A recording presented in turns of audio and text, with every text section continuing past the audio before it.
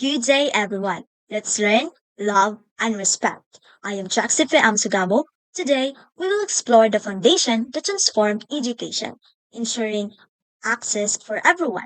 We will explore from the Universal Declaration of Human Rights in 1948 to the significance of the Individuals with Disabilities Education Act or IDEA of 1975 in USA. But before that, pasok intro.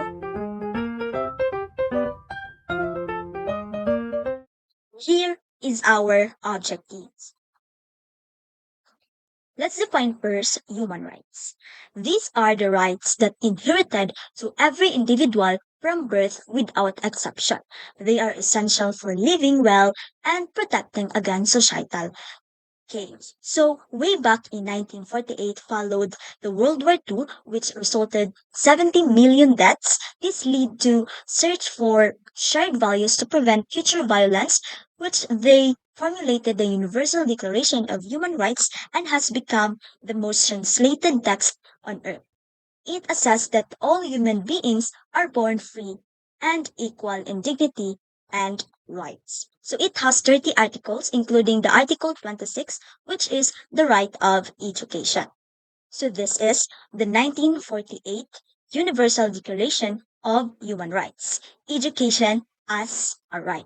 So the Universal Declaration of Human Rights, or UDHR, is a milestone document in the history of human rights. The UDHR in Article 26 state that 1. Everyone has the right to education. Education shall be free at least in elementary and fundamental stages. Elementary education shall be compulsory, technical and professional education shall be made generally available, and higher education shall be equally accessible to all on the basis of merit. This means that every person, regardless of their age, gender, race, religion, or socioeconomic status, shall have the right to learn. Basic education, like elementary school, should be free for everyone. No one should deny access to education because they cannot afford it. So here is an example.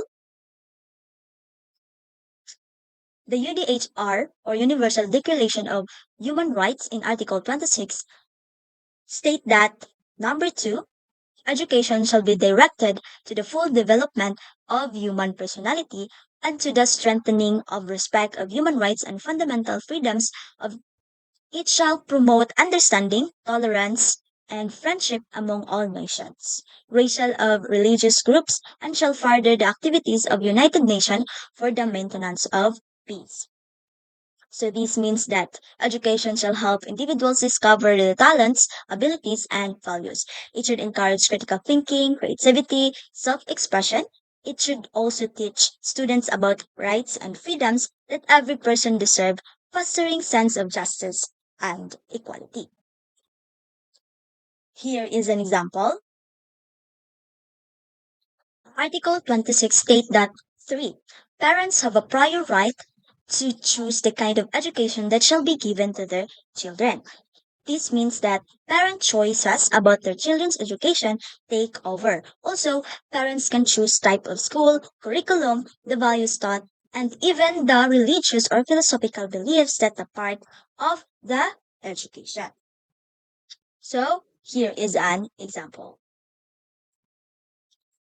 The importance of Universal Declaration of Human Rights or UDHR, the right to education. First, universal right to education. Second, accessibility and equality. 1975, Education for All Handicapped Children, IDEA, in the USA. Way back on 1970, it was rare that children with disabilities were accommodated, and some states prohibited certain children from attending public schools, such as those who were blind or deaf or had an intellectual disability. Academic expectations for these students were low and also their education, which happened in separate setting and was often not well supported. So on November 29, 1975, President Gerald Ford signed into law the Education for All Handicapped Children Act Republic Law 94 to 142, or the EHA, and the Individual with Disability Education Act, referred to as the IDEA. The EHA guaranteed a free, appropriate public education or FAPE to each child with disability in every state and locality across the country. Free, appropriate public education or FAPE, a public school are legally obligated to provide special education services tailored to individual needs. Also, the Individualized Education Plan or IEP.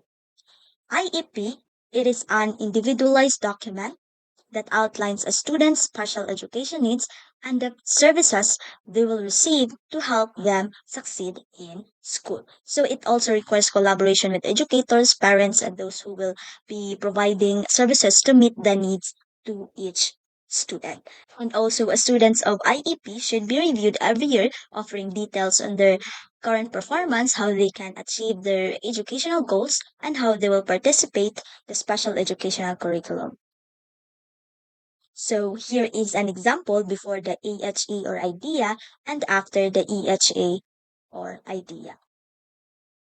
The purpose of the EHA or Education for All Handicapped Children Act is to assure that all children with disabilities have available and free appropriate public education, which emphasizes special education and related services designed to meet their unique needs, and also to assess and assure the effectiveness of efforts to educate all children with disabilities.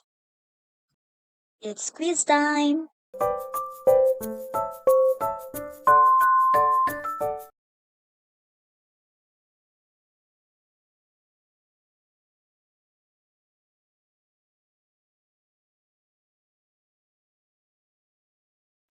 That's all.